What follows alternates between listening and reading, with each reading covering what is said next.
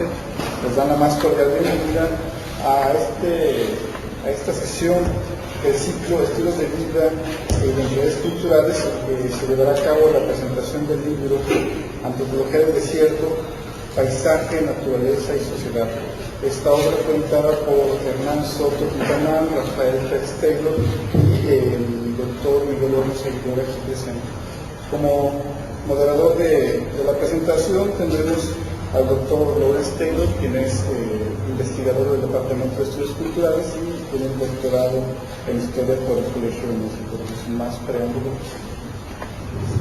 Muchas gracias, Carlos, y por parte del SECUC por habernos dejado la oportunidad para estar con ustedes hoy en la noche a presentar este libro. Es un libro fascinante y vamos a hablar en el transcurso de la siguiente hora, vamos a platicar mucho sobre ese libro, a muchos de los aspectos.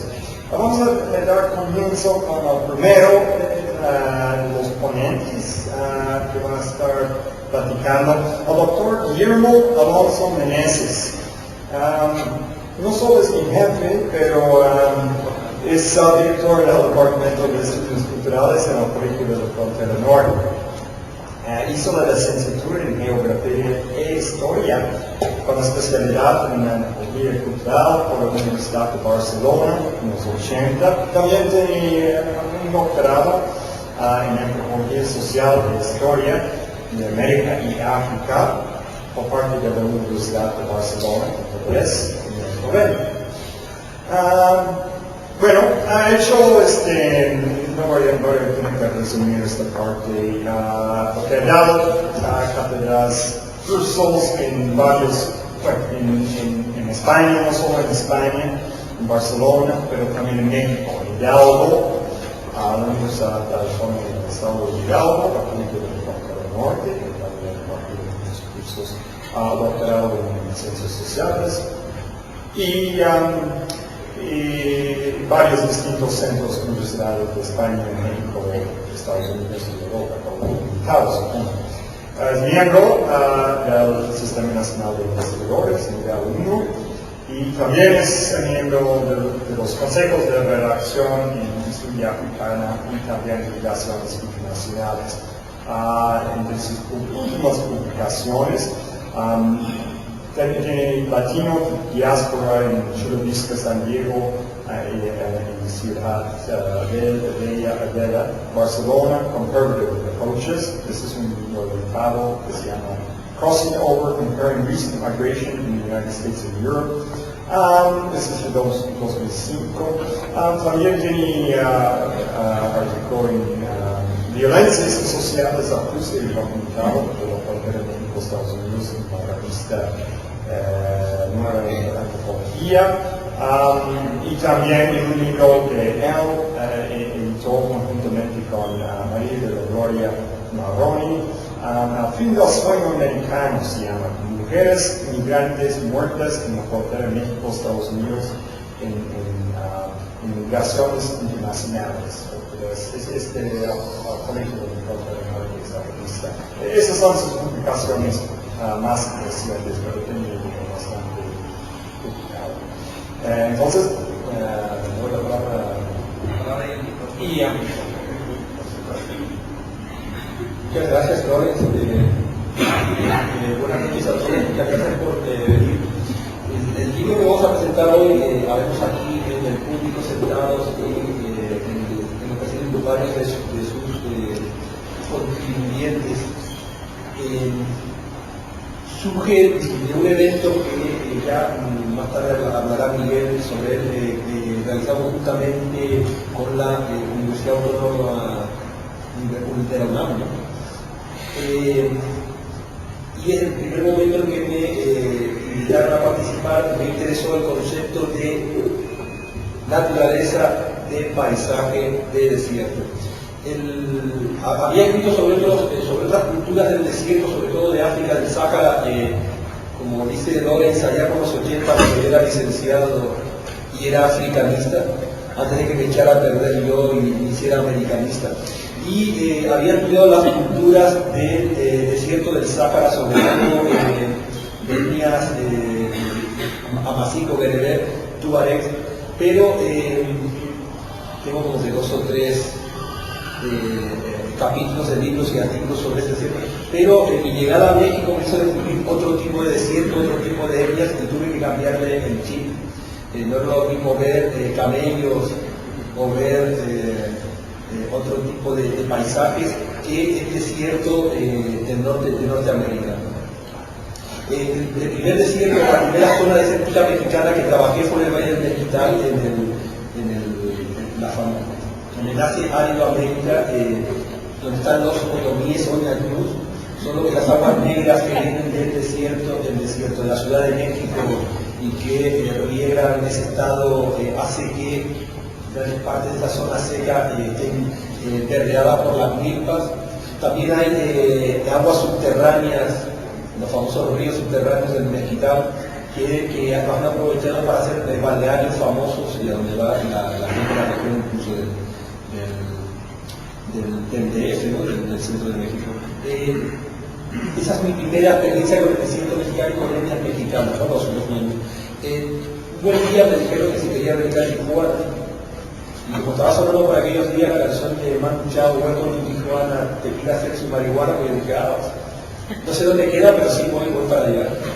Y aquí es donde me encuentro estudiando fenómenos del desierto del norte de México. Comienzo a estudiar las muertes de migrantes en el año 99 y comienzo a hacer salidas de campo al sur de California y al sur de Arizona. Justo con Miguel pasamos varias veces, una vez rumbo al Gran Cañón del Colorado, a una boda de un primo de él que se iba a casar en medio del desierto de Nuevo México, con las tradiciones de los navajos. No vamos a hablar de esa experiencia etnográfica aquí.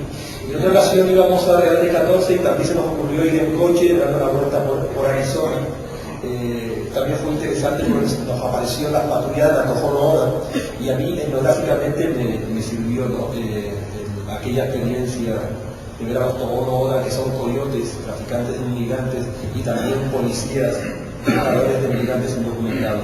Entonces, mi contribución al libro fue sobre los peligros de la migración indocumentada, tanto en el sur de California como en el sur de Arizona, que son los dos estados donde he podido hacer trabajo de campo. Una de mis primeras, de los hallazgos que planteo aquí de los peligros en el sur de California, como dicen en México, me cayó el 20, hablando en un congreso de antropología en Zacatecas con un camarero, que nos preguntó, ¿y ustedes a qué vienen a Zacatecas? Pues venimos aquí a hablar de migración, los desiertos y todo eso. Y el señor nos dice, yo cuando era joven iba de Zacatecas a Texas, o Zacatecas de Arizona. Y dije, sí, desayunaba todos los días con ese señor y le preguntaba. Y él me dijo un día que era algo que no sabía, cuando le pregunté, ¿cómo combatía el desierto, la sequedad, el sol, la falta de agua? Dice, yo llevaba una recámara de bicicleta, la llenaba de agua, de sal y de azúcar. Luego he descubierto que hay tecnologías de arrieros en todo México que se transmiten una cultura que va transmitiendo todo ese tipo de recetas para combatir la deshidratación. Y este señor me hizo caer en algo que no había caído, que es la importancia del líquido para sobrevivir en el desierto. Tenía montones de fotografías, tenía fotografías de los migrantes caminando, adentrados en el desierto, cargando con su galón de agua. O tenía fotos de como que unos bidones, unos cajones que ponen del otro lado, ángeles del desierto, etcétera, etcétera, con agua para los migrantes. Y en un buen día caí en la cuenta de que eso debería ser agua purificada, ese tipo de agua que no tiene ningún mineral, ese tipo de agua que si la bebes cuando está sudando, lo que va a hacer es matarte directamente. O sea, porque lo peor que puede hacer alguien cuando está, por ejemplo, practicando un deporte y se está deshidratando, beber agua purificada, tiene que tomar agua con sal. Mi informante camarero de Zacatecas me hizo caer en unos hallazgos que nadie había caído en ellos allá por el año 2000-2001, y era que a veces los migrantes, el agua que cargaban era purificada y las muertes por hipertermia y deshidratación en el desierto eran las que más habían aumentado desde el año 98 y actualmente es la causa de muerte mayor, deshidratación y hipertermia. Ese tipo de entrevista a ex migrantes de los años 60, 70, de esos ancianos con mucha sabiduría, fue la que me permitió reorientar mis investigaciones en el desierto, ¿no? Sobre la cuestión del agua y cómo los migrantes muchas veces se agarraban un galón de agua que lo que era un galón de veneno, tal como escribí por ahí, ¿no?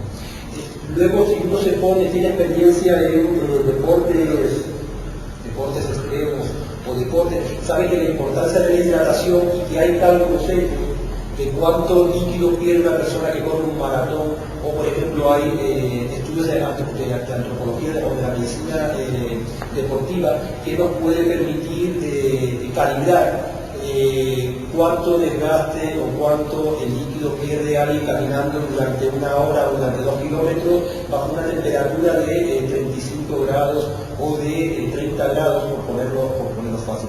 Entonces todo ese tipo de hallazgos fueron los que me permitieron trabajar este tipo de dimensión de la experiencia de los migrantes que no se trabajaba, ¿no? Y pues,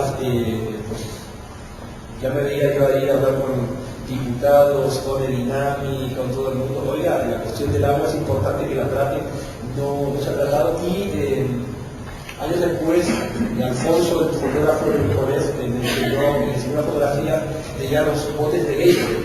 Pero ojo, ese bote de hielo de que puede tener 500 centilitros a medio litro no te sirve para nada. Lo que les decía yo a ellos es que tenían que regalarles minerales para poderla disolver en un galón de agua, ¿no? Y que eso tenía que correr a cuenta del gobierno de México y que eso se tenía que regalar poco menos que... Entonces ese es uno de los hallazgos y una de las aportaciones de este capítulo. Me quedan todavía unos cuantos minutos más.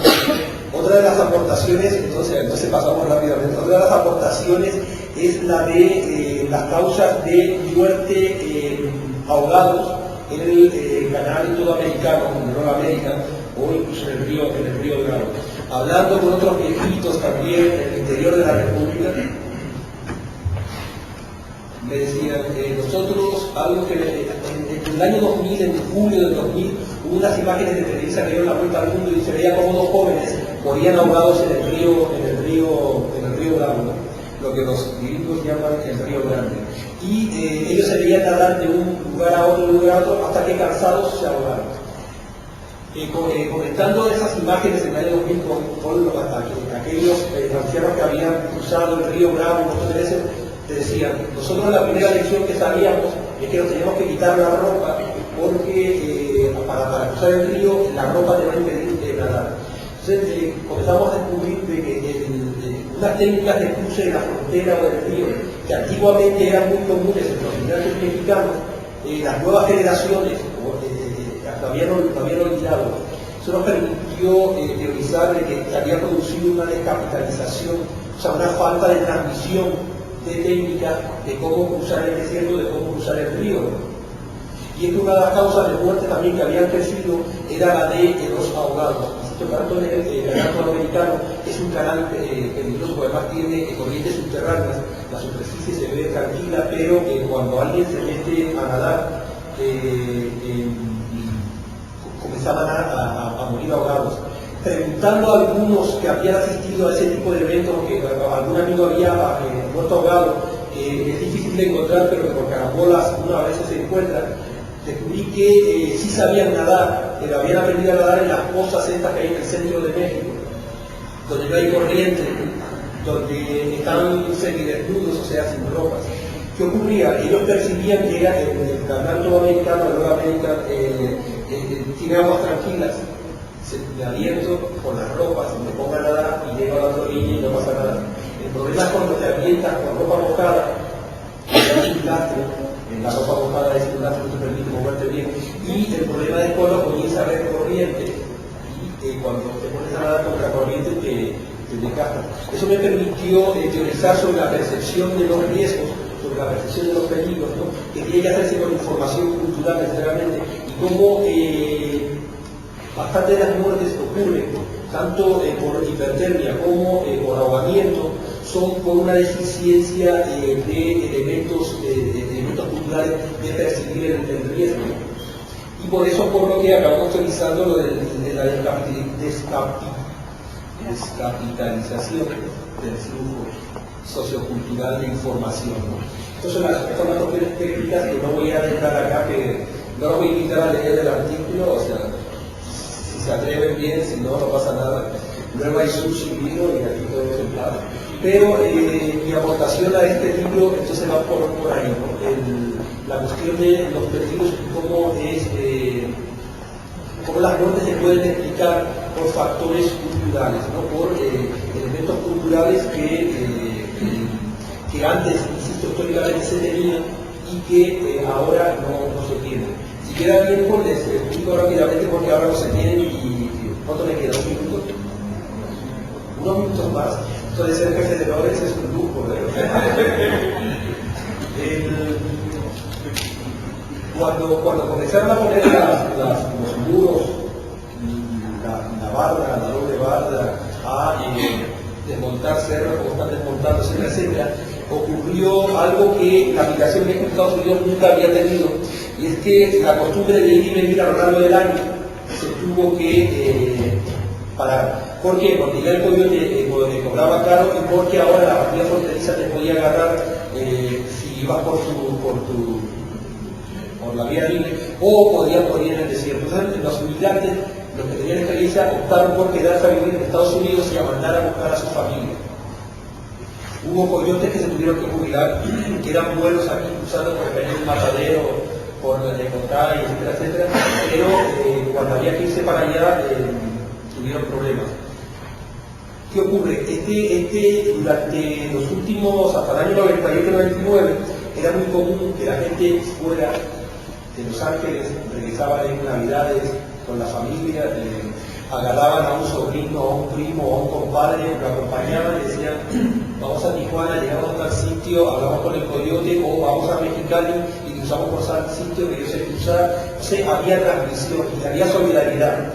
Si se te cae al agua tu sobrino, tu hijo o el amigo, tú te vas a lanzar al agua y lo vas a rescatar, si sabes nadar. Ha ocurrido que un hijo se caiga al agua, el padre va detrás y los otros ahogan porque no sabían nadar. Entonces, esto que quiero retomar es que hasta hace 10 años la solidaridad y el ir acompañado de alguien con experiencia era algo habitual. De repente esas idas y venidas se cortan y por tanto se corta lo que se llama la transmisión de conocimientos y se corta lo que es la solidaridad. Y eso es lo que ha logrado el muro ese que viene de la frontera. No el impedir físicamente que la gente pase porque eso es fácil, sino lo que ha cortado realmente es la transmisión de conocimientos, ¿okay? De eso que los antropólogos como Miguel Ramos llaman cultura. Entonces, cuando ocurre esto y tú te avientas a cruzar por el desierto o a cruzar un canal, sabes que ya no, los que te van acompañando son gente que los reunió el coyote en una casa, ¿okay? Que no te conocen de nada y que como te caigas caminando porque te los veas, van a salir de ellos porque no te conocen, no tienen ninguna vínculo de solidaridad, ¿no? Y esa es otra cosa que rompió, ¿no? la frontera, la barra, hacer insolidario este tipo de aventura o ese tipo de empresa que, insisto, si hiciéramos así históricamente con tus hermanos, con tus primos, con tus vecinos o con tus compadres de toda la vida, tú vas a estar más seguro que ahora, en el cual sabes que no tienes ni la solidaridad si te falleces o tampoco tienes el tip que diría, o sea, te dan la información puntual para decir vamos por aquí, vamos por allá, ahora cruzamos por aquí y llegamos a tal sitio, etcétera, etcétera. Si quieren ya lo dejo aquí y luego, mientras estamos viendo vino y sushi, les explico otras cosas. Muy bien, muchas gracias. Yo quisiera presentar a nuestro siguiente ponente, que está con nosotros, el doctor Benedicto Ruiz Vargas. Bueno, muchos de ustedes ya lo conocen, si no conocen. pues, haber estado en Tijuana. Ha hecho la licenciatura hizo en Economía en la Universidad Autónoma de Baja California. Maestría en Economía y Política en el Centro de Investigación y Docencia Económicas en Chile, DF, en México, en Ciudad de México. Y también estudios de doctorado en Ciencias Sociales, con especialidad en la cultura política de la Universidad Autónoma Metropolitana, de la sección de Xochimilco, DF. Ha impartido muchos cursos en muchas instituciones del país, la Universidad Autónoma de Baja California, seguramente algunos de ustedes han sido sus alumnos, el Centro de Investigación y Docencia Económicas en Chile, la DF, la Universidad Autónoma Metropolitana de UAM, la DF también, y la Universidad Interamericana. Sus líneas de investigación, bueno, son varias líneas, partidos de cultura política en México, procesos electorales y democracia, organizaciones de la sociedad civil, movimientos sociales, pobreza y desigualdad social, gobiernos y políticas sociales en Tijuana y Baja California. Esas son las principales líneas de investigación que he escrito sobre casi cada tema. Su especialidad, sin embargo, es el análisis político y social. Entre sus libros, nada más voy a citar el libro más reciente, quizás el más relevante en el momento, que se llama La democracia de las élites, la lucha por el poder en Tijuana, por la editorial Entre Líneas y la librería Día de 2008. Entiendo otros libros. Varios. Y también ha escrito más de 100, seguramente por lo menos, artículos, ensayos en diferentes revistas, publicaciones, durante por lo menos más de 20 años. Y todos lo conocen por la columna Mar de Fondo, el periódico La Frontera, y actualmente está haciendo trabajos de investigación, como siempre ha hecho esto, y asesoría independiente también en el campo del análisis político y social. Adelante. Muchas gracias. Gracias y muy buenas noches. Bueno, yo escribí unas notas muy breves, quiero leerlas para ahorrar tiempo. Este libro, Antropología del Desierto, reúne 21 trabajos de diferentes investigadores. Una buena parte de ellos son del Colegio de la Frontera, hay otros de la Universidad Nacional Autónoma de México, de la Universidad de Ciudad Juárez, incluso hay de la Universidad de Buenos Aires, de Playa Ancha de Valparaíso y de la Universidad de Salamanca y La Coruña. Es un libro bastante amplio, con trabajos de prácticamente de buena América Latina, que puede ofrecer una visión de esta problemática a nivel de América Latina. Y como la mayoría de los trabajos, como el nombre lo indica, tienen como objetivo principal el estudio de formas de vida en el desierto. Obviamente, los que son nacionales, estamos hablando del desierto del norte de México, ¿no? Y esta perspectiva, este objetivo es abordado desde la mirada antropológica, desde la etnografía, la historia y la arqueología. Toda esta gama de enfoques teóricos, empíricos, se pueden encontrar en este libro, ¿no? Y también hay algunos trabajos teóricos que tratan un poco de descifrar cuáles son los desafíos que tiene planteado actualmente la antropología y esta disciplina. Para mí, yo no soy antropólogo, pero como lector y como investigador no especializado en este tema, lo primero que encontré en este libro, a diferencia de lo que uno supone o imagina, es la enorme riqueza y diversidad de la vida humana en el desierto. Contrario a lo que proyecte significa de manera literal el desierto, pensado e imaginado como algo yerto o estéril, marginado de los grandes procesos sociales, económicos y culturales, o como refugio de sobrevivencia de algunos grupos del proceso de extinción, el desierto es asombrosamente un espacio complejo y lleno de vida, si es que vale la expresión. Esta es una de las grandes cosas que me mostró el libro,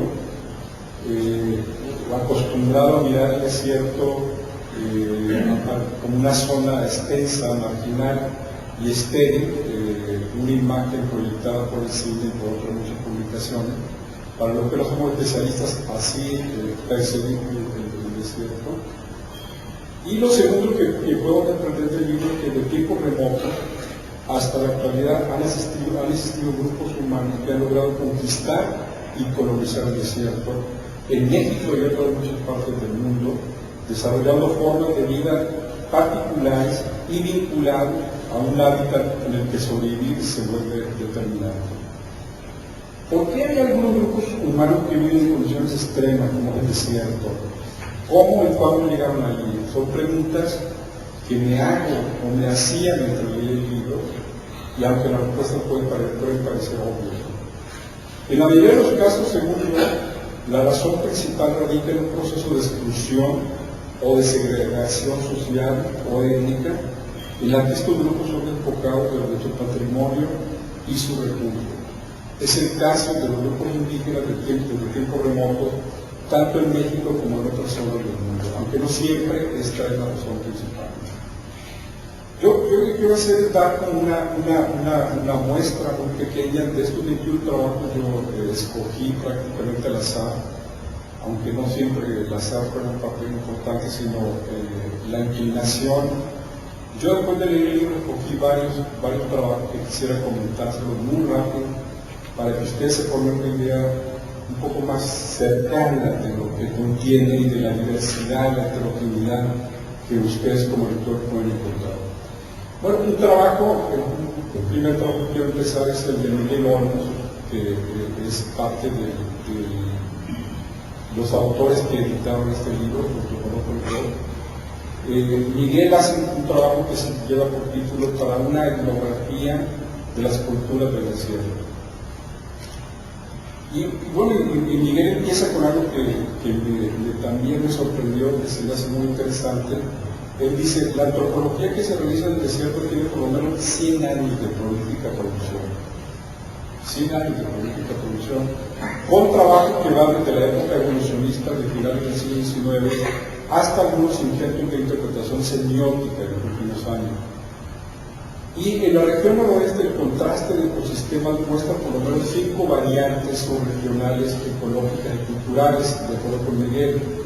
Una, las culturas del sur del desierto de tradición antigua, de caza-recolección y con agricultura ocasional, similares a la mesoamericana, como yaquis y marcos. 2, las culturas del norte de la Sierra Madre Occidental, donde se encuentran tarahumaras, guarijíos y pimas. 3, las culturas pescadoras, seris, yaquis y pucapás, en alguna medida. 4, las culturas del desierto, seris y páparos. Y 5, las etnias humanas de Baja California, típicamente recolectoras. Estas culturas, como dice Miguel, fueron orilladas por el contexto árido a adoptar formas de apropiación de la naturaleza acorde con la escasez del agua. Dichos pueblos forman en conjunto la gran región que indica del noroeste, muy diferente a las culturas del altiplano mesoamericano, en las que la precipitación pluvial favoreció la práctica de la agricultura y una cultura material monumental. Esta es una pequeña entrada. Otra, con respecto a la dificultad del trabajo de campo, también me llamó mucho la atención lo que dice Miguel, los problemas que se enfrenta el investigador, antropólogo, etnógrafo, etcétera, en el desierto. Se puede mencionar lo siguiente, ¿no? Primero, obviamente, el factor climático. Pero no solamente por el calor, sino porque, dice Miguel, la comunicación verbal en el desierto se presenta sobre todo en las tardes o noches y es más fluida cuando hay algunas cervezas de por medio. La pronta caducidad de los alimentos es otra dificultad, el recelo de las comunidades indígenas para comunicar sus costumbres, así como la codificación del tiempo, la noción del tiempo. Dice bien, el tiempo pasa de manera muy lenta en el desierto y la gente hace largas pausas cuando habla. El desierto también provoca estos grandes espacios y la baja densidad de la población, junto con las inmensas horas de soledad, arraigan forzosamente, dice Miguel, pensamientos dirigidos hacia el interior. Entonces estamos hablando de gente que no externa fácilmente, aunque hay algunos grupos indígenas que sí lo hacen, ¿no? Sobre todo que sí hay certeza. Otras dificultades tienen que ver con el asedio, esto también es muy interesante, en que viven estos grupos por parte de los investigadores y los estudiosos. O sea, son como sistemáticamente acosados, asediados los grupos indígenas nosotros por parte de los estudiosos e investigadores. Y también son algunas de las decenas de manifestaciones de esta cultura intangible que, por lo que yo puedo decir del trabajo de Miguel, es una de las preocupaciones o puntos de partida para estudiar. Un trabajo muy parecido al de Miguel es el de Víctor Ortega León, Poblados Desiertos y Desiertos Poblados, se llama, quien habla de algunos factores que posibilitan y imposibilitan el trabajo de campo, el desierto de Sonora principalmente. Un trabajo más que me llamó la atención es el de Margarita Hopper, o Hop, no sé cómo se pronuncia, que se llama Los movimientos de reivindicación étnica en la Baja Pimería, y se me hizo interesante porque describe un proceso que se ha de llamar reindianización. Es un proceso relativamente reciente, yo no lo conocía así, más bien lo conocía como este replanteamiento de los muchos grupos étnicos sobre su identidad y la recuperación de sus tradiciones, la búsqueda de reafirmarse frente a los otros, frente a otras naciones, etc. El trabajo de este autor está concentrado en los Pimas, o en la Pimería Baja, en la Baja Pimería, que es un grupo étnico que habita en la región serrana del noroeste de México. En época reciente, dice la autora, la Baja Pimería ha cogido un movimiento de reivindicación étnica inducido tanto por el Estado a través de las instituciones como el INI, como por la Iglesia Católica a través de una propuesta conocida como Nueva Evangelización Incultural. Este movimiento ha generado en los Pimas una serie de replanteamientos y nuevas representaciones sobre sí mismo y sobre su relación con los pobladores no indígenas. De esta manera se ha iniciado un proceso de cambio en la concepción que los Pimas tienen de su propia cultura, lo que ha conducido a su vez a un cambio en las relaciones sociales con los mestizos, la Iglesia Católica, el Estado y los grupos étnicos vecinos. La autora concluye de que estamos en presencia de un cambio radical desde el punto de vista cultural de este grupo y de otro. Un trabajo más es el de Concepción Sánchez, Los Pucapás y el Río, se llama, que nos describe cómo este grupo étnico que habita el delta del Colorado desde hace 600 años enfrenta múltiples problemas derivados de las obras que el gobierno de Estados Unidos ha realizado desde los años 40, principalmente con la construcción de la presa Hoover y el canal Coamericano. No solamente estos problemas, sino los problemas de sanidad que surgieron en los años 60. Todo esto obligado a los Pucapás a buscar otra forma de subsistencia en un contexto que se liga a la propia decadencia del mundo. También quisiera mencionar el trabajo de Guillermo Alonso, aunque ya lo puso, pero voy a ver si hago bien la síntesis. Los peligros del desierto en la migración clandestina por California y Arizona, que desde mi punto de vista es un trabajo que, me parece un trabajo más de carácter coyuntural. Para Guillermo, los desiertos son actualmente los escenarios fundamentales de la migración clandestina por México. Al desviarse las rutas tradicionales de la migración mexicana, dejó a los migrantes en una cultura de cruce clandestino por zonas desérticas, lo cual se tradujo en una mala percepción de los peligros mortales propios del desierto. En este caso el desierto del Sasa, en Sonora, que es el parte donde hace su estudio.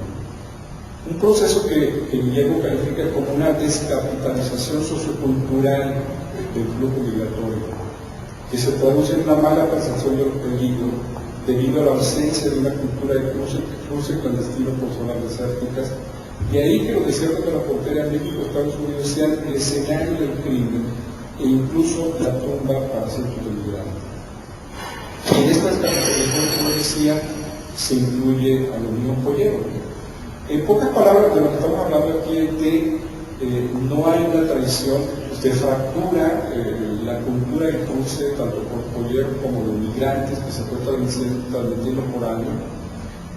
Los operativos militares o policíacos de Estados Unidos y la banda, etcétera, lo que han provocado es que no haya una transmisión de cultura de cómo cruzar la línea, ¿no? Esto se me hace muy interesante porque es un enfoque nuevo de los estudios de migración que yo conozco y es una vez interesante seguir analizando. Por otra parte, también está el trabajo de Olivia Ruiz, El desierto de Sonora, la reinvención de una región 1500-1900, que nos habla de la similitud e interdependencia de dos poblados del desierto de Sonora, Hermosillo y Tucson. Dos poblados con grandes similitudes, pero que luego progresivamente, sobre todo a partir de la guerra y la anexión, se transformaron en profundas diferencias. Su trabajo, como ella misma nos dice, es un relato de una región natural que fue dividida en dos partes, como ha sucedido en muchos territorios del mundo. Entonces, esta parte también está trabajada por otros muchos autores en el libro, de un desierto que constituye toda una región, cuando después de la guerra México Estados Unidos en 1848 y se establecieron los límites, regiones quedaron separadas. Y por buen tiempo los grupos indígenas, otros grupos que habitaban el desierto, siguieron teniendo una permanente y sistemática comunicación, pero que luego con el tiempo se fue rompiendo. Incluso todavía hay grupos indígenas en el Baja California que tienen este contacto establecido desde antes de la anexión por parte de Estados Unidos. Hay dos trabajos más que me llamaron la atención, que me resultaron muy interesantes a mí. Uno es el de Jorge Chávez Chávez, cuyo título es De gente ruda a gente sencilla, símbolo del hombre norteño, y el de Carlos González Herrera, la construcción de una sociedad anglo en la frontera, los orígenes de la discriminación. Los dos autores son de la Universidad de Ciudad Juárez. Jorge Chávez nos dice cómo surgió la imagen de gente ruda y sencilla que tienen los habitantes del norte de México. Esta imagen se remonta, dice el autor, a los primeros conquistadores que tuvieron que enfrentar a los bárbaros nativos de esas latitudes para colonizar sus tierras y cristianizar a sus habitantes. Esta lucha después se convirtió en una de las principales razones de su arraigo e identidad por la defensa del territorio, debido al gran esfuerzo, entre comillas, que les costó someter a los grupos insurrectos representados principalmente por los apaches y los comanches. Dicho de otro modo, dice el autor, el ranchero que utiliza ropa vaquera y es de actuar franco y sencillo, se convirtió en el símbolo del hombre norteño, por ser descendiente tanto de quienes se enfrentaron a los apaches y comanches, como de los que tomaron las armas durante la revolución en defensa de la democracia y contra la dictadura de Portillo. Es un tema bastante polémico, interesante, pero a mí también me llama la atención porque he leído otros trabajos sobre este estereotipo del norteño, que tiene en su vestimenta muy parecido al cowboy norteamericano, pero que no es lo mismo, sino que se nutre de otras raíces. Y este es un estereotipo que se ha ido fortaleciendo con el tiempo en México. Mucha gente realmente cree que en el norte el prototipo del habitante es un personaje sencillo, franco y te habla con mucha calidad, ¿no? Yo no estoy tan seguro de eso, pero bueno, es interesante el trabajo, ¿no? El otro trabajo de Carlos González era la construcción de una sociedad anglo en la frontera. Es un trabajo muy interesante también porque nos describe los cambios que registró la población del Paso a partir de varios acontecimientos, pero en especial a partir del enfrentamiento entre los estados del sur y del norte de los Estados Unidos, es decir, a partir de la guerra civil en la que el país, a partir de la guerra en Estados Unidos, muchas familias de origen sureño, portadoras de una cultura basada en la segregación racial, llegaron o se fueron a vivir al Paso, lo que generó una relación diferente con el mexicano. Esto se fortaleció después con la Revolución Mexicana, la que los norteamericanos, o por lo menos los habitantes del Paso, vieron con una gran simpatía al principio, pero que luego se fue transformando en una actitud de temor hacia la población mexicana. En el sur del Paso, dice este autor, se patologizó a un grupo étnico y a una nacionalidad. En muchos sentidos fue el laboratorio para integrar la patología del mexicano. Este trabajo también es muy interesante porque hay muchos otros que han rastreado el origen de la discriminación o del racismo o de los estereotipos que los norteamericanos se formaron hacia los mexicanos. Y esa es una vertiente que no conocía yo, particularmente en un poblado, como él llama, del Paso, ¿no? Y es muy interesante de cómo antes de estos acontecimientos los mexicanos y norteamericanos convivían perfectamente ahí en esta ciudad vecina. Pero después de la guerra civil, cuando muchas familias que venían del sur, sobre todo de los estados esclavistas, se fueron al Paso, llegaron y introdujeron otra visión y otras actitudes con respecto a la población mexicana que se agudizaron durante la Revolución Mexicana. O sea, la imagen de un país revoltoso, etcétera, etcétera, se agudizó en el conflicto armado con México, ¿no? Bueno, hay muchos más trabajos que me gustaría comentar, pero es imposible porque tengo tiempo. Entre ellos están el de Dolores, un trabajo muy interesante, el Ártico como desierto. Este también es un descubrimiento para mí porque a diferencia de lo que nosotros pensamos o creemos, estas zonas cubiertas de nieve no son un desierto, pero son un desierto. O sea, hay con otras características, pero también son un desierto. Es un artículo que recomiendo mucho, muy documentado, con muchas fuentes que también yo conocí, ¿no? Y hay otros trabajos como el de Hernán Salas Quintanar, que también es coeditor del libro, que se llama Desarrollo y Desierto, ensayo sobre la frontera.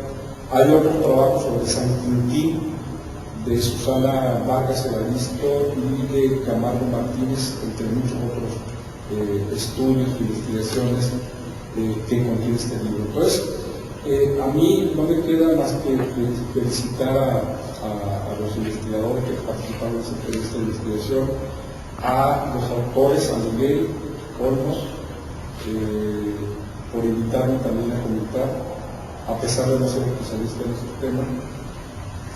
Y quiero, a partir de ello, a partir de mi lectura particular, quiero invitarlos a recomendar ampliamente la lectura del libro para aquellos que busquen entender la compleja realidad social, étnica, cultural, arqueológica, historiográfica que está en el desierto mexicano, en el desierto norte de México, ¿no? Es un libro de 353 páginas que intimida al principio, pero es un libro muy sencillo, no se requiere ser un especialista en antropología o en geografía, historia, para entenderlo. No todos los trabajos tienen un nivel de complejidad. Hay algunos que sí son demasiado complejos, yo me encontré con dos muy complejos, pero el resto de trabajos en general son bastante accesibles a un público que quiera simplemente acercarse a saber cómo es la vida del desierto, tanto desde hace muchos años, de siglo, hasta la era contemporánea, ¿no? Entonces, yo aquí quiero terminar y dar las gracias a Miguel y felicitar a Guillermo, a otros autores que no están aquí, pero que es un libro que vale la pena. Y es un libro que me enseñó mucho a partir de que yo no sabía prácticamente nada de la compleja situación que hay en el desierto mexicano. Muchas gracias. Pasamos a la tercer ponente, quien es como ustedes saben, uno de los editores del libro, el doctor Miguel Olmos Aguilera. Miguel es también, como Guillermo y yo, profesor investigador en el Departamento de Estudios Culturales del Colegio de la Frontera Norte. Estudió la licenciatura en etnomusicología en la Escuela Nacional de Música de la UNAM. También ha hecho la licenciatura en etnología en la Escuela Nacional de Antropología e Historia y la licenciatura en antropología física. Me parece una buena capacitación para lograr este tipo de trabajo. Hizo la maestría en Historia de las Religiones en la Sorbona, en la École Pratique de Haute Étude, sección de Ciencias Religiosas. Y hizo el doctorado en Etnografía, Etnología y Antropología Social en la École de Haute Étude en Ciencia Social. Entre sus publicaciones, porque también tienen una larga lista de publicaciones y vamos a enfocar más reciente, El Sabio de la Fiesta, Música y Mitología en la Región Caída Taronada, la línea publicada por la línea conjunta en 1998, que creo que se presentó alguna vez por aquí, pero hace mucho tiempo, La representación del arte indígena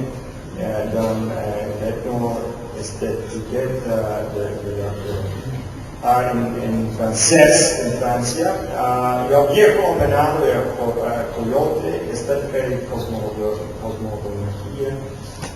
de Clef conjunta, y también ha coordinado el libro Metodología de las Fronteras, Alteridad, Historia y Identidad más allá de la línea. Este ya se publicó hace un par de años, ¿verdad?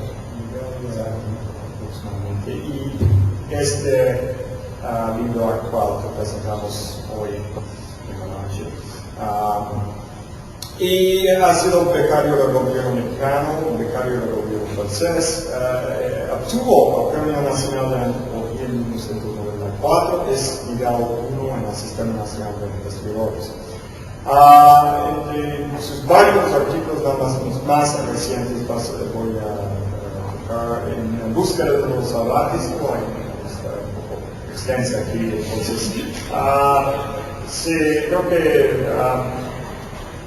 ha tocado por varios temas aquí, sobre el arte, sobre todo la naturaleza del arte, de los nahuas del noroeste de México, la música popular y el corrido del narcotráfico en el norte de México, la etnomusicología y el noroeste de México, con varios temas relacionados con la frontera, la noción de cultura y la construcción de la alteridad en el noroeste indígena, el sujeto y la etnomusicología, etcétera, etcétera, etcétera.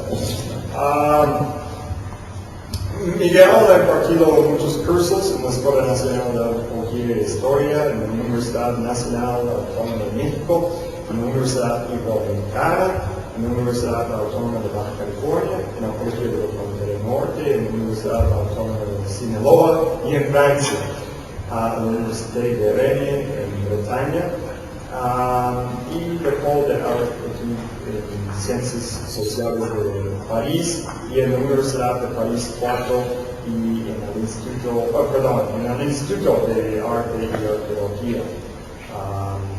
Ese es en París y la Universidad de Toulouse, Francia. Entonces ha estado Me gusta dar clases, obviamente. Gracias. Muchas gracias.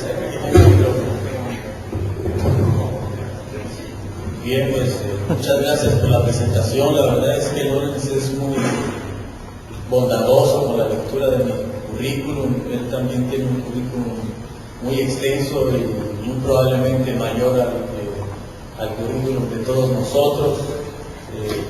Le agradezco mucho la presentación y le agradezco también la presencia aquí en este evento. Él es autor también de uno de los capítulos del libro, ya se dijo. Y bueno, agradezco también a Guillermo Alonso, que siempre ha sido un personaje muy importante en todos los trabajos que hemos realizado sobre la antropología en la frontera. Desde que entró al Colegio de la Frontera hemos realizado de manera formal trabajo antropológico, como ya lo comentó, en Arizona y en algunas partes de México, en Real de 14 también, no lo comentaste, también estuvimos en Real de 14. En fin, siempre ha sido un investigador que ha colaborado directamente en los proyectos antropológicos de la frontera norte. Y desde luego agradezco a Benedicto Ruiz su lucidez. Es un personaje muy importante en la comunicación y en el análisis político de aquí en Tijuana. Benedicto, te agradezco mucho la presencia porque además de no estar directamente en el arco antropológico, pues tiene una visión muy aguda sobre los trabajos de investigación.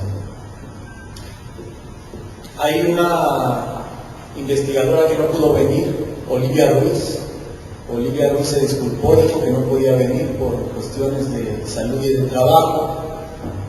Ella también es antropóloga, estudió en California, pero también ha colaborado en algunos de los proyectos. Lamentablemente no pudo estar presente en esta ocasión. Quisiera comentarle rápidamente la parte oculta de este libro. Ya ustedes lo verán, los textos en su conjunto. Bueno, espero que tengan acceso al libro, ¿no? Los libros de colegio siempre son un poco caros, pero siempre está la biblioteca accesible, ¿no? Entonces, de cualquier manera, espero que le echen un ojo al libro. El libro es un recorrido de varios tópicos sobre el desierto, sobre el noroeste de México. Y este libro nace de una inquietud que tuvimos un conjunto de investigadores. Yo ya había organizado prácticamente desde que entré al colegio, a finales de los 90, empecé a insistir en la docencia antropológica y en la promoción de los proyectos antropológicos. Entonces, primero realicé una serie de reuniones. Quiero poner los antecedentes porque este libro no es de generación espontánea, hay todo un trabajo atrás muy importante de varios años, incluso antes de la reunión del desierto. Primero organizamos una primera reunión en la Universidad de Baja California, en la Escuela de Humanidades, fue en el año del 2000, si no me equivoco, 2000-2001. Después hicimos otra reunión en la Universidad Iberoamericana, aquí en Tijuana. En ese entonces invitamos gente de la Ibero y de allá de México también de antropología. Los trabajos fueron publicados en una revista El Bordo, bajo la dirección de David Gerleiber, que también colaboró directamente en esa reunión. Posteriormente yo hice una reunión de antropología de la frontera que también se publicó posteriormente y que el libro también lo están vendiendo allá en la mesa de publicaciones por si les interesa. Y en ese momento invité yo a un investigador de la UNAM, Rafael Pérez Taylor, invité también a la Bella Pérez Castro y una serie de personajes pues digamos que claves en el desarrollo de la antropología del norte de México. Yo había establecido ciertas redes y conexiones con la ENA de Chihuahua también. Entonces empezaron a colaborar algunos etnógrafos de la ENA de Chihuahua, Eugeni Porras, Eugeni, que en realidad es Eugenio, Lo que pasa es que, bueno, él no es catalán, pero bueno, vivió en Cataluña, entonces se llama Eugenio, es muy buen etnógrafo, tiene un trabajo importante en el libro Antropología de las Fronteras.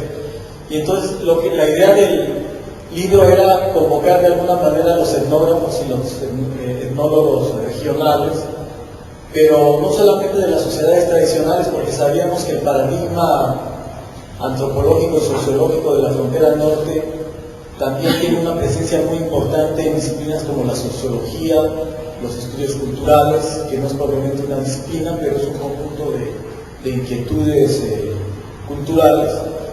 Entonces, Rafael Pérez Taylor estaba dando clases en la UNAM, en el Instituto de Investigaciones Antropológicas. Él me invitó a participar en un primer coloquio sobre el desierto.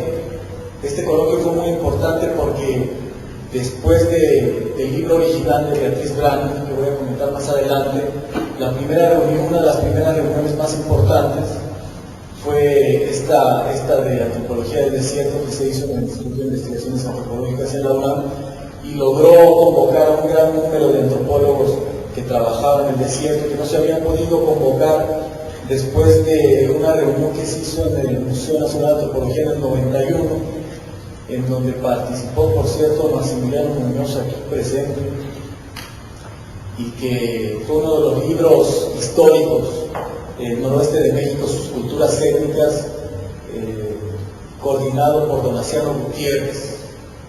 Entonces en la UNAM se hizo esta reunión, se convocó a la gente y en ese momento surgió la idea de hacer otro coloquio sobre el desierto acá en el Colegio de la Frontera Norte.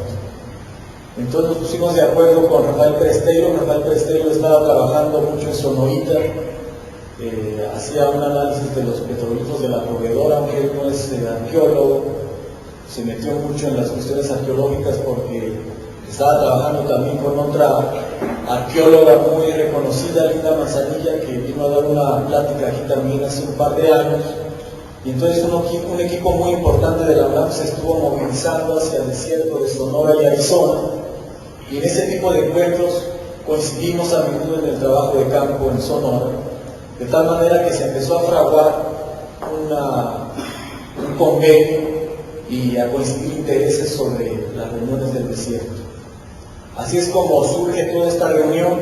Entonces vienen todos estos investigadores y bueno, nos plantean sus series de inquietudes sobre el desierto. Y también quisiera comentarles que este libro, si bien se titula Antropología del Desierto, el antecedente que tenemos de Antropología del Desierto nos refiere directamente al libro de Beatriz Brand. Beatriz Brand coordina Antropología del Desierto en 1976.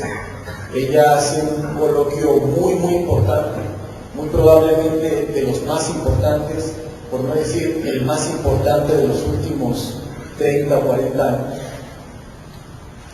Y entonces, a pesar de que ya estaba este antecedente, pues nosotros quisimos también retomar esto del desierto, que en realidad fue el proyecto de la UNAM quien tenía el proyecto registrado ante CONACYT y ante la DEGAPA allá en la UNAM. Entonces, nosotros en un contexto un poco más modesto, con otros recursos, con otras personalidades y con otros intereses de investigación, llevamos a cabo nuestra reunión. El libro que publicó Beatriz Brand, que después se hizo una revisión en el 96 o a finales de los 90, tenía otros intereses muy particulares. Era una antropología muy arqueológica, que es el que viene en el libro de Beatriz Brand, y es un libro muy importante porque recoge también varios autores que en la década de los 70 estaban trabajando muy fuerte y que venían trabajando por lo menos en las últimas 3 décadas sobre cuestiones del desierto. Estaba gente como Spicer, cosas de Bills, en fin, gente que durante años había trabajado el desierto. Y bueno, yo me sentí muy identificado también con esta antropología del desierto, debo reconocer que la trayectoria de Beatriz Braniff fue muy, como les dijera, muy estimulante para mí. Braniff ya es una persona mayor, pero siempre tuvo muchísima energía para trabajar en el desierto. Y la idea de Braniff cuando llegó a Hermosillo era desarrollar una antropología en toda la región del desierto, y lo logró verdaderamente. Ella creó el INAH de Hermosillo junto con Arturo Oliveros, y de alguna manera empezaron a sembrar y a sembrar con zapapico poco a poco las tierras desérticas, y lograron crear una antropología muy muy importante en Sonora. Definitivamente del área del noroeste, la investigación antropológica más rigurosa, no sé si hay alguien de línea aquí, pero más rigurosa en el noroeste, yo creo que se encuentra en Hermosillo, gente muy importante. También culturas populares aquí, no lo podemos excluir, ¿verdad? Entonces, Beatriz Braniff influyó muchísimo todo lo que ha sido mi trayectoria, y no por otra cosa, sino porque los pensamientos de Beatriz Braniff eran encaminados directamente a la reivindicación de la región desértica, a la reivindicación de la región chichimeca. Aunque debo decir que de repente uno encuentra acá una chichimeca que es un poco irreivindicable, pero bueno, ya son otros procesos históricos más contemporáneos, ¿no? La idea es que estas tierras norteñas tenían una presencia muy importante en la antropología, y en el medio académico necesitaban un poco más de energía. Hablando de energía, quisiera citar o recordar un poco la obra de un antropólogo, Leslie White. Leslie White era un antropólogo que creía que se podía hacer una ciencia pura de la antropología, que él le llamó culturología.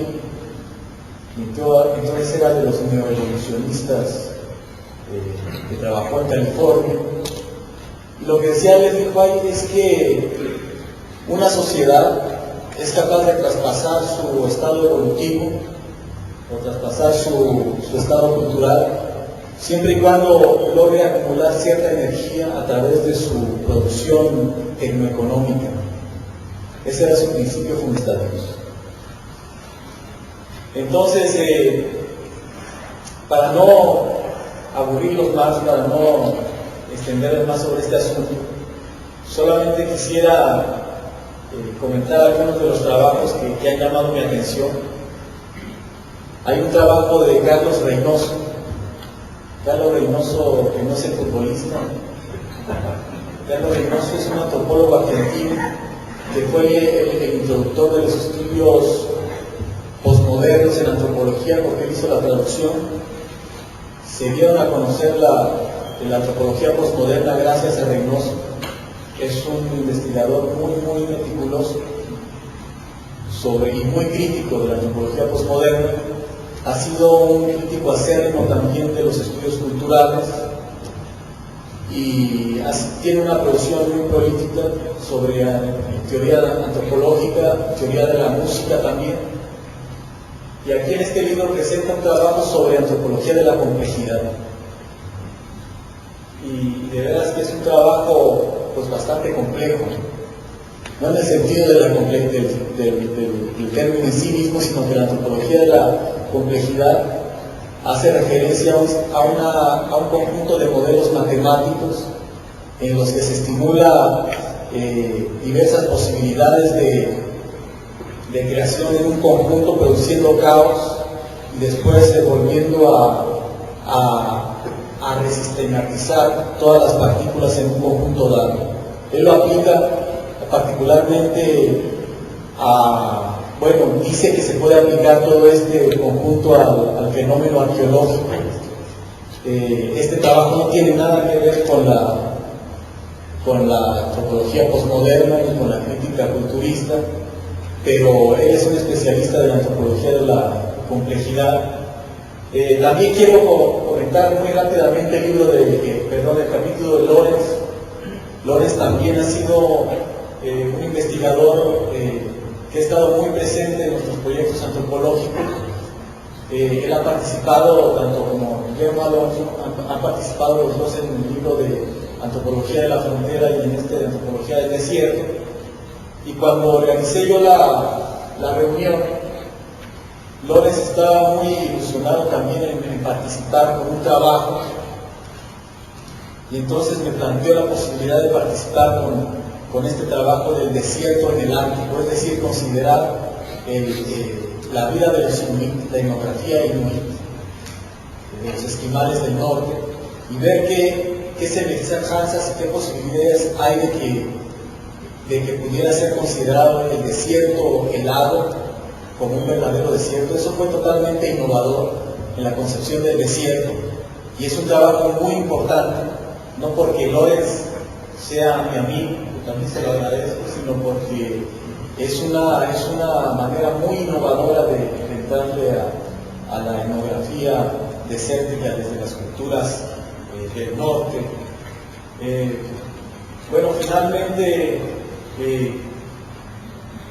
quisiera decir que en el desierto, como ya se comentó, no es una región aislada, no es una región donde el paisaje también esté totalmente salvaje, el paisaje también ha sido domesticado, y que es un paisaje totalmente domesticado. Todavía se pueden encontrar grupos que están luchando por su sobrevivencia, los Seris, los Tohono O'odham, los Pucallpa.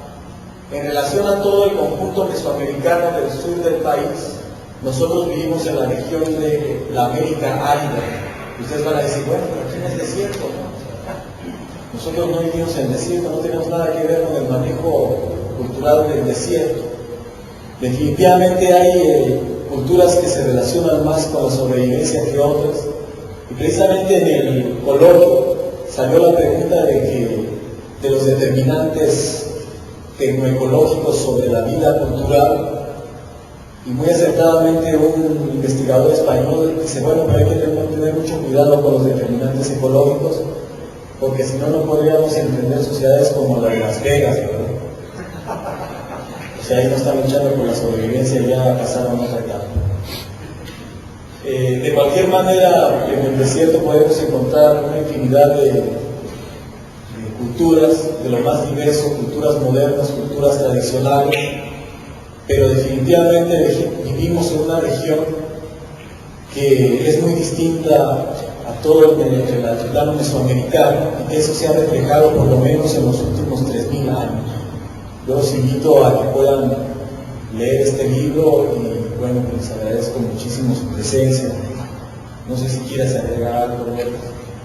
Bueno, quizás algunas cosas. Yo creo que Benedicto afortunadamente nos dio una buena descripción de los capítulos individuales del libro. Nada más quería resumir algunas cositas. Desde un primer, como dice Miguel, quizás un primer planteamiento. Ojalá que se pudiera hacer más simposios de ese tipo y reunir más trabajos. Por ejemplo, tenemos presente aquí lo fundamental de lo que creo que la mayoría de los bajos trabajan al norte de México, al noroeste de México, es el gran desierto de Sonora, ¿no? Quizás uno de los más grandes del mundo. Tenemos yo creo que la mayoría de los países, o muchos de los países del mundo, lo que se llaman los desiertos, o las definiciones ecológicas, geográficas, entonces puede definir como desierto. Y como dice Miguel, también hay ese concepto cultural del desierto acá en Chichimeca, ¿no? En Estados Unidos era el Great American Desert, que ellos se referían al medio oeste, ¿no? Las tierras al poniente o hacia el oeste del río Mississippi, que no valían para nada, hasta que se pudiera así aplicar ciertas técnicas de riego, cultivo, aprovechándose de las culturas anteriores, de las culturas indígenas que había, anteriormente.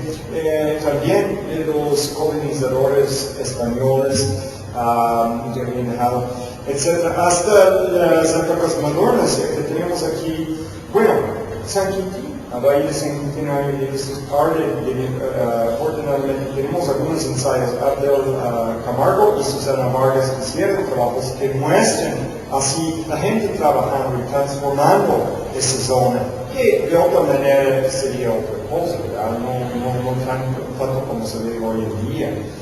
Tijuana es un buen ejemplo. O San Diego incluso, ¿no? Antes que era San Diego y ahora como se ve ahora. Etcétera, etcétera. Entonces sí, a través del tiempo tenemos, y las zonas urbanas, hay como dice Benedicto, afortunadamente tenemos algunos trabajos que se concentran en el surgimiento de El Paso, Ciudad Juárez, dos culturas que se van transformándose en el tiempo, pero es una zona en sí misma, el problema de definir la zona, y es una zona transnacional, transfronteriza, ¿no? Y tenemos, básicamente está limitado a las Américas, ¿no? Los desiertos o las culturas del desierto de las Américas. Y tenemos algunos sobre América del Sur, bueno, que afortunadamente tenemos también la perspectiva y se debería trabajar mucho otros temas, por ejemplo, en México sigue uno que toca al noroeste, en particular al norte, que son los ferrocarriles. Como dice Guillermo, ¿cómo estaba antes? ¿Cómo se cruzaba el gran desierto de Sonora en la década de los 30, ¿no? Medio veces como flácidos, ¿no? Con recipientes de agua y así, que echaban así.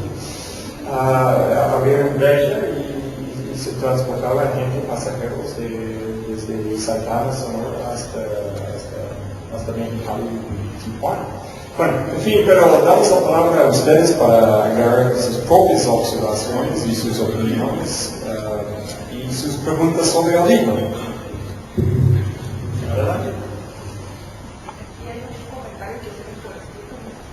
¿Sí, cómo no?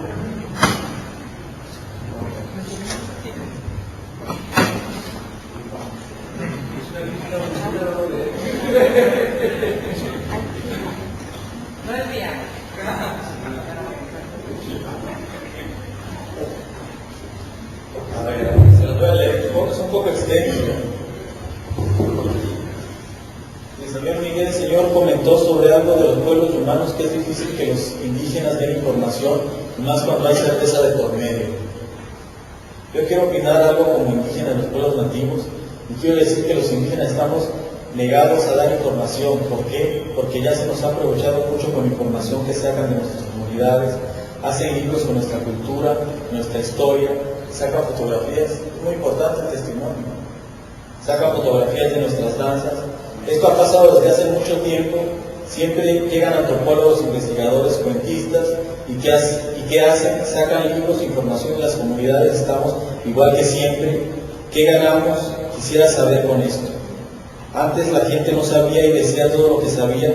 Si ustedes miran todo lo que han saqueado en mi comunidad. Un ejemplo, nosotros tenemos un sitio sagrado, una cueva llamada Calcuttá. Es muy importante esta cueva. Llegaron investigadores y se llevaron un metate muy grande que para investigarlo y nunca lo regresaron.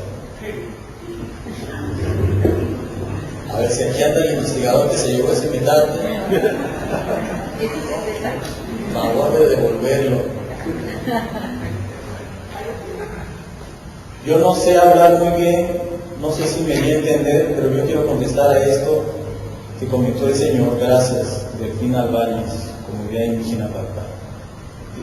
Le agradezco muchísimo el comentario a Delfina. Delfina es una persona, muchísimas gracias. Delfina es muy importante en la comunidad de Paypay, que es nieta de Juan Albaños, ya desaparecido, un cantor, una persona muy sabia, y definitivamente está esta polémica en las comunidades. ¿Qué tanto los antropólogos tenemos o no el derecho de ir a estudiar a los otros, a los indígenas. ¿Qué tanto los antropólogos podemos participar en los proyectos autogestivos de la comunidad o nada más vamos a saquear? Es un tema académico para muchas horas de discusión y ha sido la piedra del zapato de la antropología pues, en los últimos 200 años seguramente. El problema es la aproximación a mi manera de verlo. O sea, hay antropólogos y hay investigadores también. Hay gente que absolutamente no reditúa nada a la comunidad y hay otros objetivos de investigación también que de repente no están vinculados con la investigación-acción. Entonces, por la pregunta que era en el aire, yo de todas maneras te agradezco mucho el comentario y es muy importante que se dé a conocer esta visión aquí en los eventos de antropología, porque los antropólogos siempre hemos sido tachados de esto, de saqueadores, pero hay otra parte también importante de la antropología que no es solamente el saqueo. Creo que esto de las cervezas a lo mejor fue un poco mal interpretado. En el artículo yo decía que es fácil hablar con la gente cuando yo he hecho mucho trabajo con los yaquis, ¿no? Las comunidades yaquis de Sonora, y tengo muchos amigos allá y en realidad ellos me han dicho varias veces, qué bueno que tú ya entendiste que uno no toma por borracho, ¿no? Claro que todos somos una bola de borrachos. O sea, ellos me dicen, qué bueno que tú ya entendiste que para poder hablar, pues es necesario tomar, es necesario que haya una cerveza. O sea, no es la misma idea que tú tienes de la cerveza en tu sociedad. O sea, para que nosotros podamos conversar, necesita haber unas cervezas de por medio. Entonces a eso me refería para el asunto de las cervezas. No sé si ustedes quieren comenzar a respecto. O pasamos a la cerveza.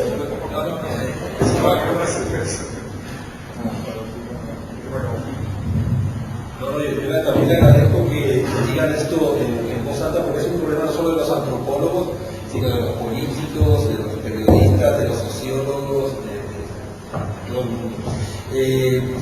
Yo siempre digo que si me aparece un antropólogo haciendo una historia de vida, lo que hago es dar una patada y no contestarle nada, ¿no? O sea, entonces, aquí a lo que nos referimos es que ciertamente no pedir permiso, pero siempre hay que pactar la presencia de uno preguntando en la comunidad.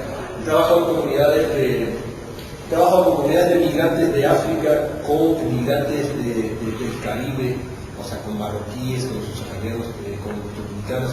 En México caí en la parte de la Huasteca hidalguense, potosina, o con los ñañuses de Equidal, y con todas las personas con las que yo llega, uno no llega con una cultura o no llega o sea, siempre son relaciones humanas, ¿no? Y siempre puede haber conflictos, o sea que yo lo entiendo perfectamente. Antropólogos oportunistas, yo conozco a montones, llegan, sacan las fotos, están por ahí y si te he visto no me acuerdo, o sea, se van un buen día. Miguel regresa a las comunidades con los CDs de música a regalarlos, no lleva el CD para escucharlo, lo cual es técnicamente un problema, pero sí es uno de los grandes problemas de las ciencias sociales, ¿no? Que tratamos con seres humanos y que a veces nos olvidamos, poco menos que parece que somos saqueadores, queremos tu información, queremos tus fotos, queremos publicar el libro, ponerlo en el currículum y ya volteamos página y nos vamos. Pero lo mismo ocurre con la gente de la maquila, gente que llega, le hace una encuesta, publica su artículo y si lo están explotando en la maquila o no, es otro problema. O los que estudian el gobierno, el PAN o el PRD o el PRI, ¿no? Van, entrevistan a la gente, publican algo para no quedar mal con el gobernador o con eso. O sea que a donde quiera que miremos ocurre eso. Lo de los grupos indígenas además está el saqueo de las obras de arte. Está también el comercio ese de que no quieren pagar por una obra de cestería lo que se debería pagar y están como que regateando al artesano, o sea, no saben valorar que es un trabajo, que los diseños son milenarios, que el trabajo se ha ido pasando de generación en generación, que se hace a mano, que tiene unos rituales o que tiene un tipo de materiales que son difíciles de conseguir, y encontramos incluso esa actitud, ¿no?, de ir a regatear, no porque no lo valoren, sino porque no quieren dar por ese tipo de trabajo lo que deberían dar. O sea que el abuso hacia las comunidades indígenas o el abuso por obtener conocimiento es un problema, pero tiene que ver con la ética profesional en las ciencias sociales, ¿no?, del historiador, del antropólogo, del sociólogo. Otro de los saqueos son, por ejemplo, la medicina tradicional. De hecho, las industrias farmacéuticas han llegado a patentar productos medicinales, ¿okay? Y ya las culturas nativas, los aborígenes, los indígenas, no pueden poseer los beneficios que da eso, porque la industria farmacéutica lo patentó y impone un título creo que pasó lo mismo con el turismo de México, que creo que está patentado en Estados Unidos. Pero que me refiero que las relaciones de piratería o de gandalla no son solo de los antropólogos, sino que no son de los antropólogos, sino que es un problema que tenemos en la vida cotidiana. Pero sí, tienen todo el derecho a cerrarle las puertas a los antropólogos, a los políticos, abogados. Yo no sé si alguien quiere comentar. Yo creo que aquí es muy importante no sacar el contexto del estudio y entender los niveles, algo que no sabe. Uno es a nivel individual y otro es a nivel comunitario, y hablar de derechos de autor comunitario y darles a ellos al mínimo, ¿no? Aquí está la investigación, aquí están los libros, aquí está la información, que no se hace. Hace poco tuve la oportunidad de ir a la comunidad Quibigua y ahí tienen una piedra muy grande con unos dibujos que tú percibes pues que es muy viejo, pero ellos no lo quieren decir ni lo tienen protegido porque luego se lo roban. Yo creo que el único motivo es que no se lo han robado es una piedra, una que pesa como 3 o 4 toneladas, y que hace 3 o 4 años fue un investigador y le dijo que era un calendario. Entonces yo quise saber la información, pero ni siquiera ellos lo tienen. O sea, van y hacen entrevistas y ni siquiera dejan ahí la información.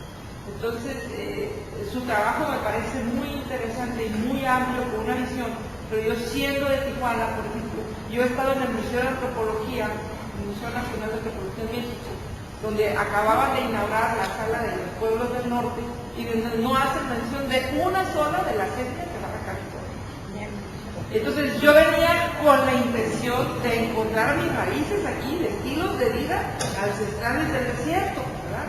Entonces el libro habla de Tucapán, pero no habla de la zona costa, no habla de mis raíces, ¿no?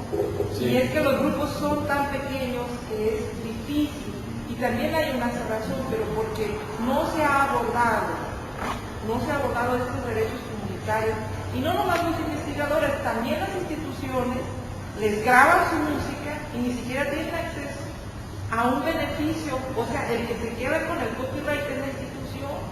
Eso es muy triste, ¿no?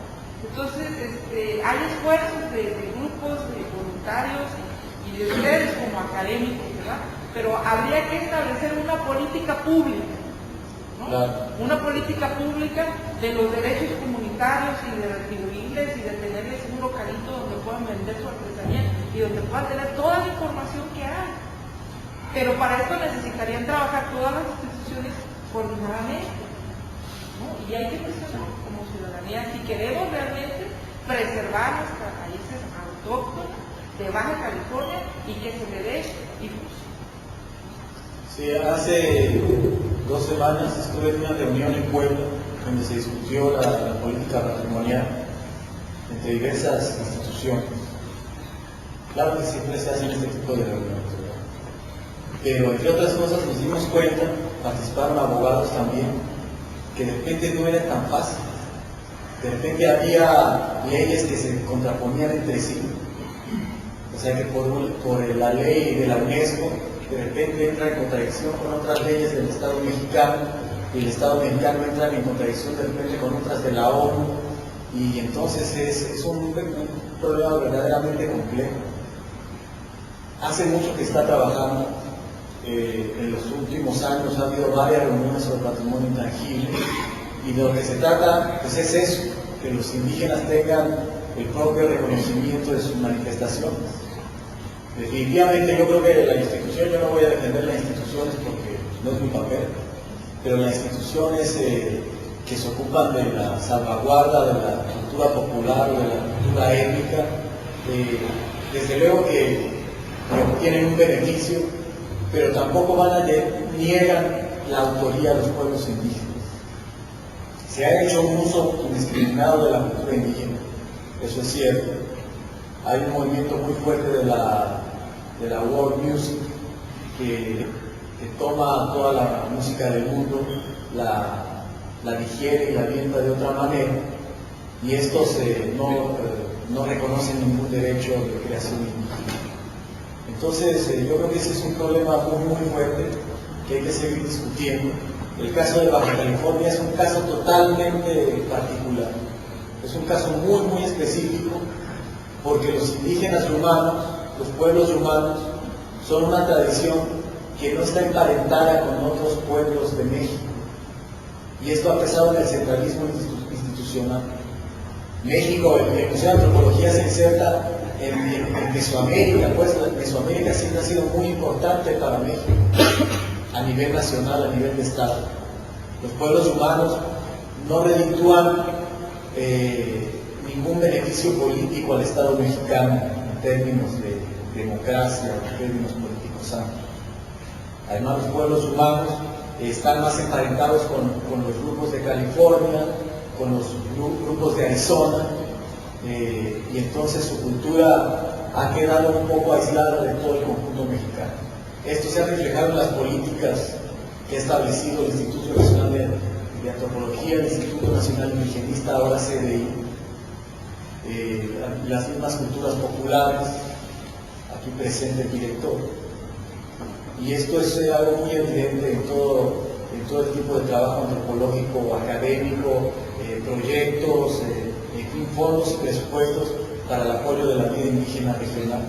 Siempre hay esta marginalidad. Eso es un hecho del cual no nos quejamos, pero hay que aceptarlo, ¿no? Es una realidad que se vive institucionalmente y académicamente en esta parte del país.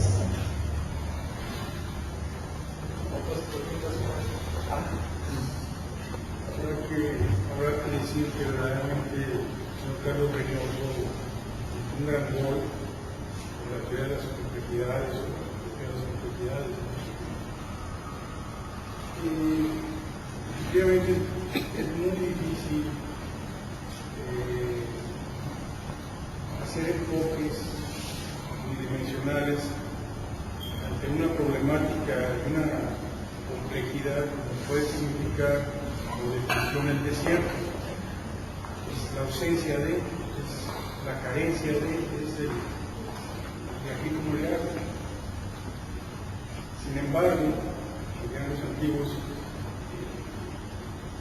lo que no queremos reconocer es que efectivamente hay una tecnoeconomía que ha venido, si era complejo, pues ahora es tan complejo,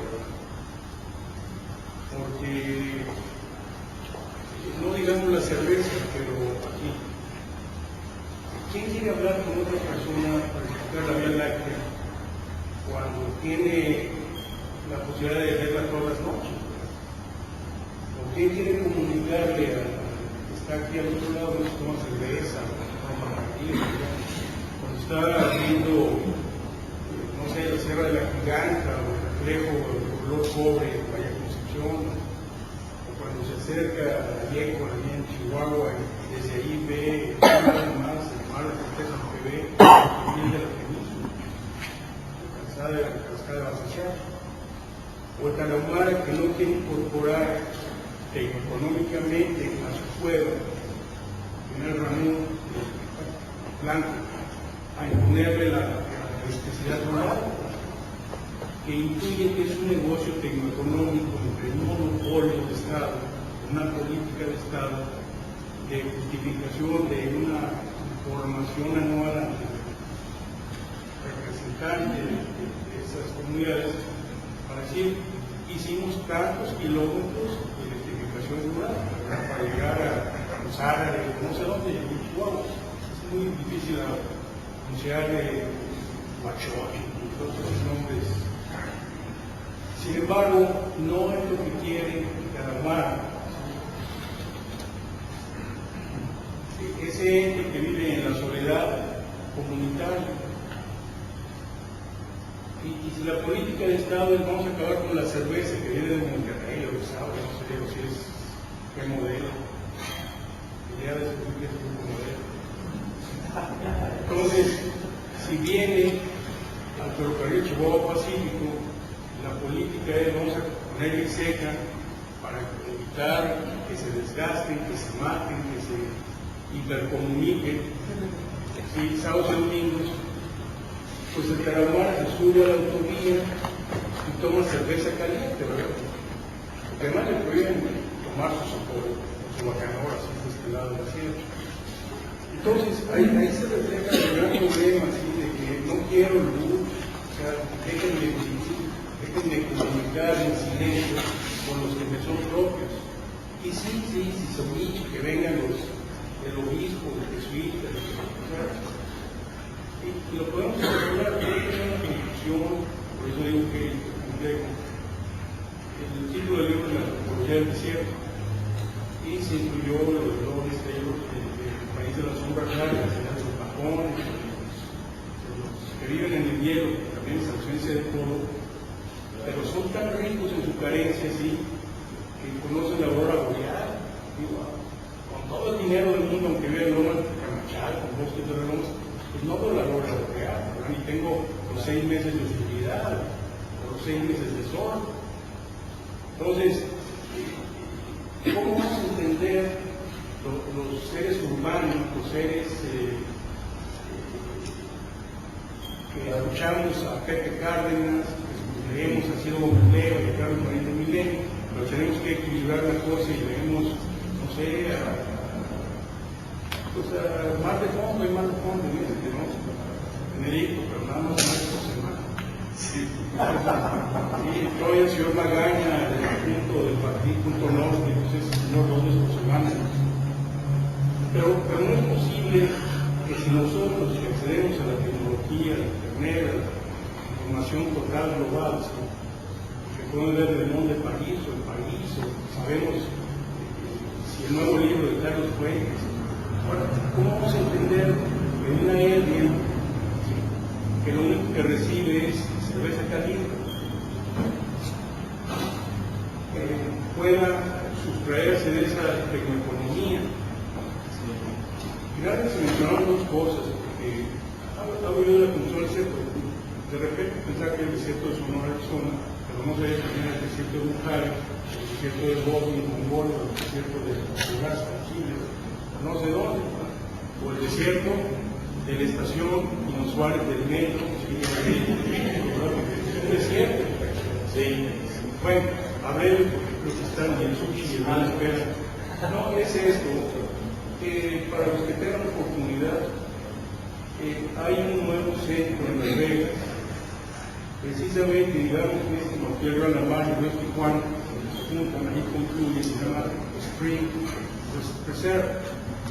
Y ese es un gran esfuerzo que está haciendo la Comisión Metropolitana de Aguas del Valle de la región de Las Vegas, porque ahí, analizando las placas, es decir, la geología, el clima, los movimientos de placas tectónicas y la payuca de Zaragoza, que sea, por ahí hay unos manantiales que dieron origen a otras cosas, ¿sí? Como fue a donde se juntaban los 2 ferrocarriles y coincidía donde estaba el agua de los springs, de los manantiales, que era para suministrar agua, porque el ferrocarril se movía con leña, con vapor, y luego ya se bañaban con agua caliente, y luego lo que les sobraba pues iban a comprar, y entonces se dio la cultura de la sexualidad. Sí. Entonces, sin embargo, ya la tecnología, a lo que quiero llegar es a este punto. No podemos ser analíticos, no podemos ser cuestionadores de lo que es todo.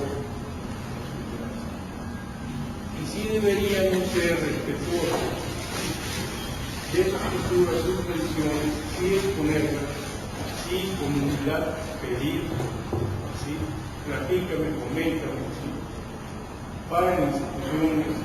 Hay comunidades de Puebla, en Morelia hay otra institución, el Colegio de México, pero claro, es un nivel que no todos los ciudadanos podemos tener para podernos entender y comunicar. Finalmente el libro, la pregunta sería, ¿es el desierto de Sonora o es en general el desierto? Son peligros. Bueno, muchas gracias por el comentario. Estuvo un poco extenso, pero creo interpretarlo, sobre todo la primera parte de su comentario. Efectivamente nosotros pertenecemos a otro mundo. O sea, las culturas indígenas y las culturas en general tienen especificidades tan claras que de repente se nos presentan como mundos muy distintos y muy distantes. Definitivamente el hombre urbano, por más antropólogo que sea, siempre va a tener problemas para acercarse a una realidad que desconoce. Pero si alguna disciplina ha pretendido hacer este intento con la soberbia o con la humildad que sea, ha sido la antropología. En cuanto al libro, pues el libro efectivamente aborda varias partes del desierto, ¿no? Hay trabajos sobre Chile, sobre Argentina, hay una reflexión también sobre el desierto en España, investigador de La Coruña, pero principalmente es el desierto de Sonora, lo que abarca la mayor parte del trabajo. En reacción a esta incoherencia que está aquí, hay un par de cuestiones que no tenemos que olvidar. O sea, la antropología surge ante el asombro de lo exótico durante siglos. Fueron los antropólogos los que reivindicaron e incluso defendieron a los pueblos, a las culturas indígenas de cualquier lugar del mundo, ¿no? En la lucha contra el racismo, por ejemplo, en Estados Unidos, cuando nadie apostaba ni un dólar por defender que otros pueblos, otras culturas tenían derecho a vivir autónomamente o a ser reivindicadas, porque los blancos occidentales de origen europeo pensaban que eso era lo máximo. La antropología, insisto, estoy hablando en abstracto, porque hay un antropólogo canalla que mucho cuidado, pero insisto, la lucha contra el racismo o desde la academia o la reivindicación de productos culturales que para Occidente habían permanecido como productos de pueblos primitivos, se hizo la reivindicación desde la antropología, ¿no? Les pongo un ejemplo. Esto conllevó que trastornó a los neonazis, etcétera, etcétera, descubrir que Egipto es una civilización de origen negro africano. Durante mucho tiempo se reivindicó que eran los egipcios blancos y que, bueno, Grecia y Roma piratearon todo lo que pudieron de Egipto, pero es la arqueología y la antropología, la etnohistoria, la que de repente pone sobre el tapete que aquellos africanos negros de pelo rizado llegaron a producir la civilización más antigua que había. Entonces, no debemos de perder de vista este tipo de tradición académica que se cargaron sobre los antropólogos. Otra cuestión que ha surgido acá es entonces, y es un problema de México, las autonomías indígenas. Lo que usted decía de la CFE subiendo las líneas a la Tarahumara. En el fondo lo que está diciendo es una cuestión política en México, no se ha resuelto, que es lo de la autonomía indígena. En otros países, no estoy pensando en la Unión Soviética que traducían, sino en otros países, en el Senado, o los diputados, o los ayuntamientos, se puede hablar las lenguas locales. En España es un ejemplo, ¿no? Con Cataluña, el País Vasco, los gallegos, etcétera, etcétera. Que eso no ocurra en México ya habla de por sí del lugar que ocupan los grupos indígenas. Esto es una bronca que nadie quiere traer a colación, ¿no? La necesidad, no sé si resolverlo en plan preservación esto o no, los pápanos, o sea, las naciones indias o indígenas de Estados Unidos. Imagina aquí la nación Pápago en Sonora o la nación Tarahumara o los Cumiales Paicay que tuvieran autonomía para que ni los rancheros, ni los narcos, ni los mestizos del reino de al lado se les metieran a robar las tierras. Entonces, eso es una cuestión que también en México la ha tenido la antropología, pero este tabú no se puede tocar, ¿no? Lo del racismo y el clasismo que está metido hasta en el tuétano en los medios de comunicación o incluso en la administración del Estado. Esos son debates, insisto, que no digo que van a estar sobre los hombros de la antropología, pero Díaz Polanco, ¿no? el que ha propuesto trabajos académicos de este tipo. Entonces, defender necesariamente la antropología, sí deberíamos de hacer el esfuerzo de que a veces ha habido batallas académicas, batallas intelectuales, que en favor de las minorías o en favor de los pueblos, de las culturas que no tienen derechos políticos reconocidos por el Estado. Insisto que quienes lo llevaron fue la antropología. Eso no quiere decir que Miguel sea un buen defensor de la causa perdida. Otra cuestión que retomaría de su intervención, y acabo, es lo que usted habló efectivamente del paisaje que se nos estaba olvidando y que en Baja California, sobre todo en la parte norte de Baja California, el paisaje se lo han cargado a Rosarito, el paisaje original ya nada. El desierto como paisaje, no solo como naturaleza, sino como paisaje, habría que preservarlo a lo mejor, ¿no? Y esto te trae a colación el debate sobre la construcción del muro que está construyendo Estados Unidos, que está creando un nuevo paisaje en el desierto, ¿no? Y que también tiene problemas ecológicos, incluso visuales, ¿no? O sea, de estética del paisaje. O sea que todo eso para decir, no estoy de acuerdo con usted, pero habría que, insisto, que matizar a veces, ¿no?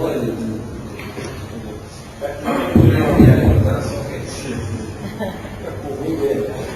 Así había, bueno, había alguien, sí, perdón, y luego tenemos que ya.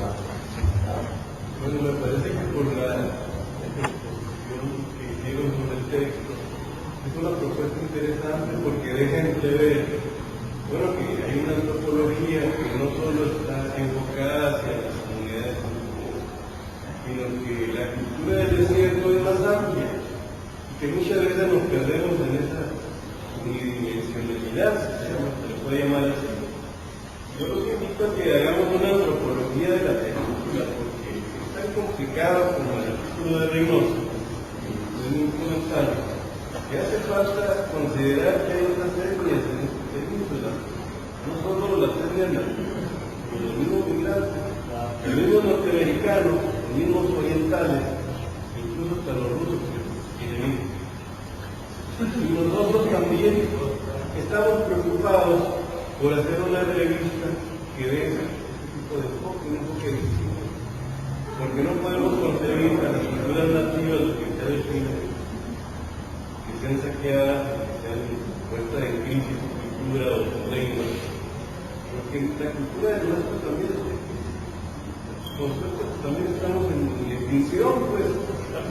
Entonces, yo los invito precisamente a que reconsideremos esta antropología y la hagamos un poco más amplia. Entonces no se puede concebir a los nativos como los migrantes o a los migrantes como los norteamericanos, pues, porque hay esa interacción, esa confluencia en este desierto. Y por último, pues, sería interesante que pudiéramos invitar a algún otro coloquio en el futuro a las comunidades, es decir, siempre están aparentemente ausentes y en los textos siempre están al mismo tiempo presentes, pues, invitarlos a los métodos de debate, pues, para que ellos expongan su punto de vista y nos demos cuenta, pues, de que qué es lo que piensan realmente, qué es lo que quieren, qué se puede hacer. En fin. Bueno, Marco. Yo quiero hacer unas reflexiones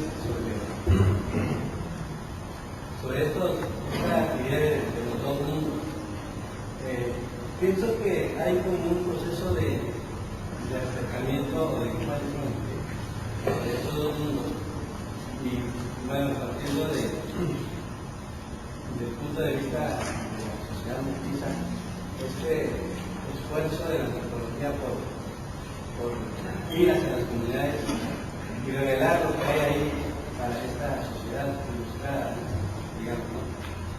Pero también hay un esfuerzo de las propias comunidades por acceder a esta sociedad, a la sociedad castellanizada, ¿no? En algunas lenguas hay expresiones para referirse a esta sociedad. Entonces, creo que ahí está el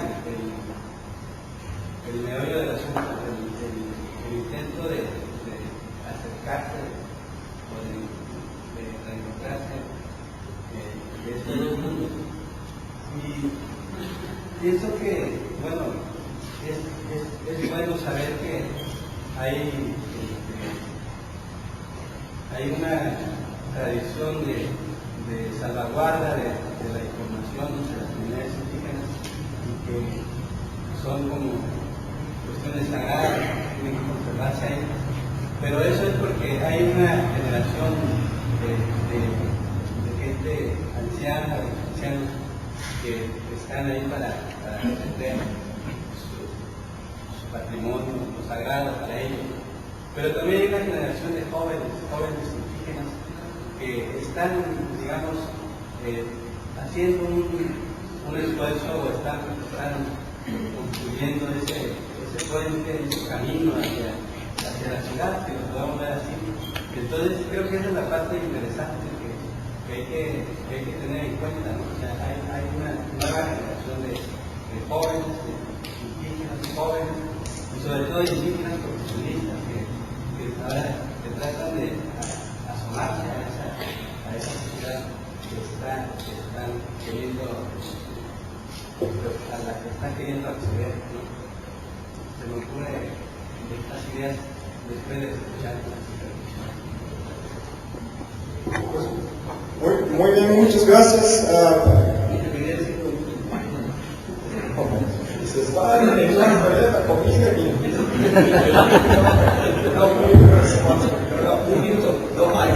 Este problema que estamos debatiendo acá se debatió en los años 60 en Estados Unidos porque los grupos indígenas de Estados Unidos estaban hartos de que aparecieran antropólogos y comenzaron ellos a generar sus propios antropólogos.